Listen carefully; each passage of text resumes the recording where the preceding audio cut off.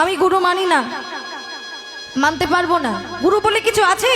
গুরুর কাছে যেতে হবে কেন? কি কাজ গুরুর কাছে যে? রামকৃষ্ণদেব বলছে, ওরে কি বলছিস তুই? গুরু মানবি নে? গুরু মানতে হয় রে। গুরুই তো আমাদের আসল এ জগতে। তখন দাদা তোকে একটা জিনিস দেখাই, এই বলে পূজার কুমণ্ডলটি তুললেন।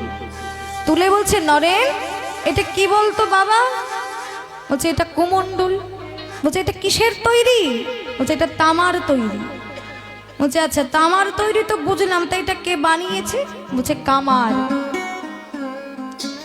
তখন রামকৃষ্ণদেব বলছে ঠিক ধরেছিস। যেমন এই কুমণ্ডলটি শুধু তামার হলে হবে না, যেমন কামারেরও দরকার কুমণ্ডল বানাতে, তেমনি এ জগতে এই দুর্লভ মনুষ্য জন্ম পেয়ে ভগবান সম্বন্ধে জানতে হলে এ জীবনে গুরুকেও দরকার। তাই গুরুর নিকটে যা, আশ্রয় গ্রহণ করতে হবে। গুরু ছাড়া আমাদের গতি নাই। জয় রাধে।